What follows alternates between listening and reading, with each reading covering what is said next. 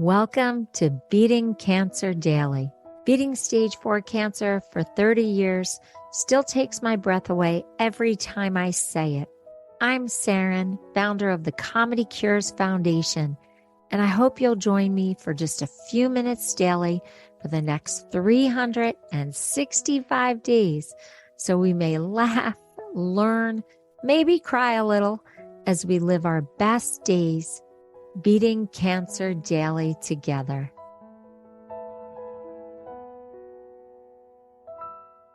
Having aggressive cancer actually taught me how to ask for help. I wonder how many of you have a hard time asking for help. I wonder how many are like me, the person who does everything for everyone. And likes it, actually. I actually really like doing everything for everyone. I like being a caretaker. But I also know that when my cancer brought me to my knees, I had to ask for help. And boy, that was not easy. Whew. You can ask the people who were trying to help me. I was, brave, and I was a warrior, and I could do it all until I couldn't. And then I had to learn to ask for help. And I have to tell you, I've beaten stage 4 cancer. I've been cancer free, thank God, for over 2 decades. I don't easily ask for help, but at least I developed the muscle of how to ask for help.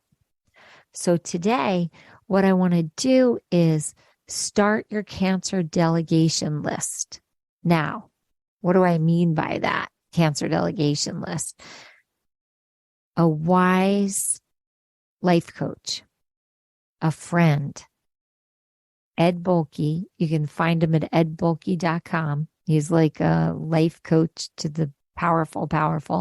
So Ed and I have become friends, and he is definitely a mentor, and we really enjoy speaking with each other. And one day he said something to me that was very simple, but changed my life. And that was, Saren should do what only Saren should do. Okay, well, a lot of us don't have a long list of people to delegate to. You might only have one. You might have a few. You might have none.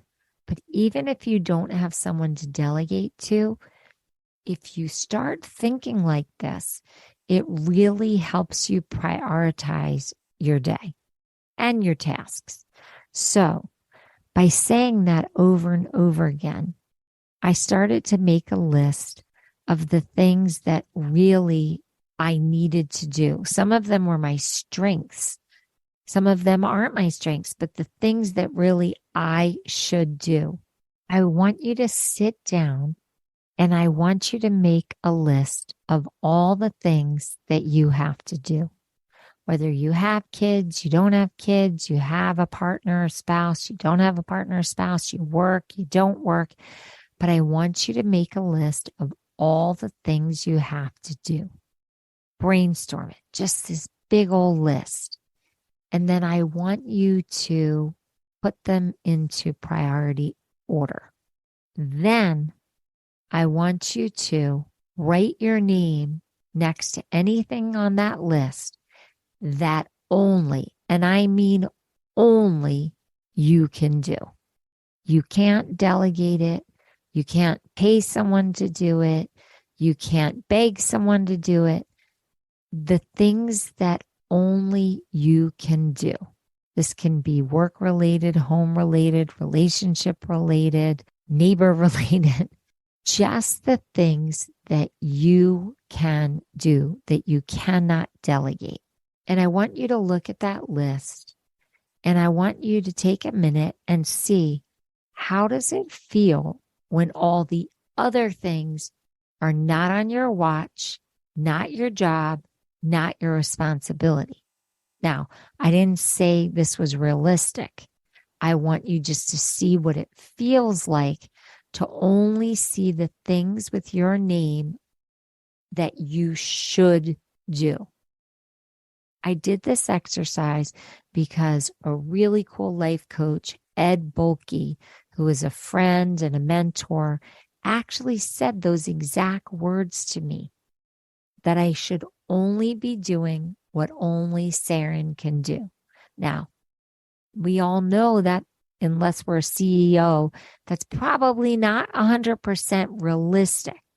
But the thought of it is super empowering, because all of a sudden I started to see all the things that I really don't have to be responsible for or touch.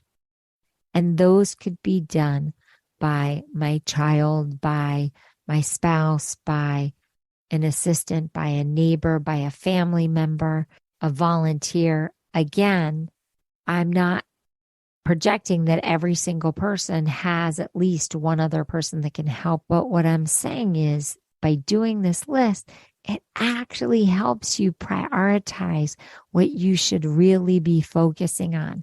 And it helps you push away things that are not essential. Now, why is this critical when you're going through cancer treatment or you're having any kind of challenge that needs your focus and need your energy? I needed my energy. I was fighting stage 4 cancer with nothing working as a single mom for over 2+ years. So talk about having to have energy stores. I had to be able to have energy because I was a parent and I was working and I was fighting for my life. So this really helps you in this phase of treatment when you really have your back against the wall.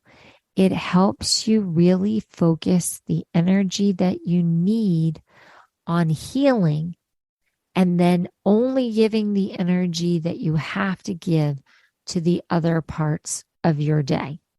I know it sounds like a lot, especially if you don't have people around you that can help pick up the slack, but it will give you extra space for healing. For those of you who have a deep support system, you can really start managing your life in a much freer way. And your friends and family will be happy because it will give them something to do for them to feel like they are really part of your healing and really contributing to you getting through this and getting better. For people who do not have a lot of family or friends around them for whatever reason, this is a really good opportunity to get into a support group or to look at volunteer programs like the American Cancer Society can help drive you to treatments. There's Cancer Care. There used to be a great organization, Why Me, who would give you a mentor who's gone through it so that you could learn a lot of strategies. There are so many cancer resources, especially for people who don't have a big support system. So these organizations live and breathe to help you. There are WIG organizations to help you get a WIG. As I said, American Cancer Society will drive you. There are organizations that can help with small stipends so that you can get some caregiving care or have some expenses paid. There are lots of cancer resources, and I want you to go to the social worker where you are treating and ask for a list. You can also search online. Some of the major cancer organizations, if you have a wellness group like a Gilda's Club near you, these are all organizations that have lists of charities, and some have volunteers who will help you through this treatment time in your life and into your survivorship. So I really want you to start thinking strategically about how you're going to free yourself up more so that you can focus on healing and be able to either push away some of the things that are lower priority or build a little bit of a support system around you. There is something called Caring Bridge that you can sign up for. It is kind of like Facebook, but it can be made private, and it has a lot of different tools so that you can help mobilize a support system around your treatment and get more help. And you can make your page private or public. I do know some people do make it public because they want more people coming upon their story. Some people do crowd raising, fundraising pages to actually raise a little money to get some hired support when they don't have a lot of personal support. Lots of different ideas. I'll do more on crowd fundraising, and I'll do more on organizational support. The first part of this process is that we start thinking about what is it that only you can do. And those are the things that we need to get your energy expended for right away. Love to hear how the strategy goes for you. You can go to comedycures.org and let me know.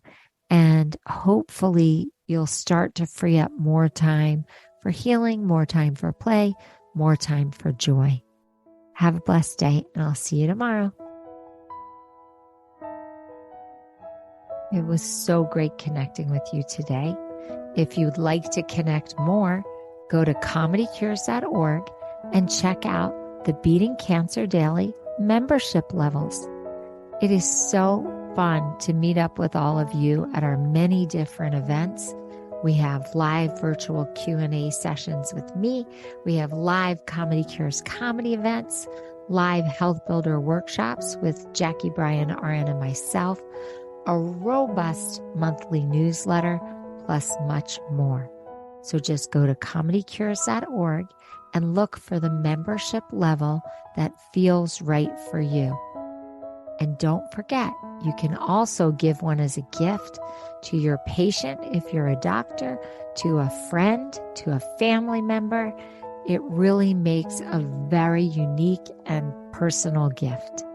That's comedycures.org and sign up today. Thanks so much. See you tomorrow.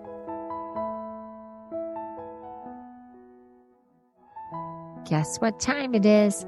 It's time for me to read the disclaimer. Beating Cancer Daily and the membership circle are not in lieu of medical advice or treatment. They are for entertainment purposes only. Please consult your healthcare team to review your best strategy. Thanks for listening.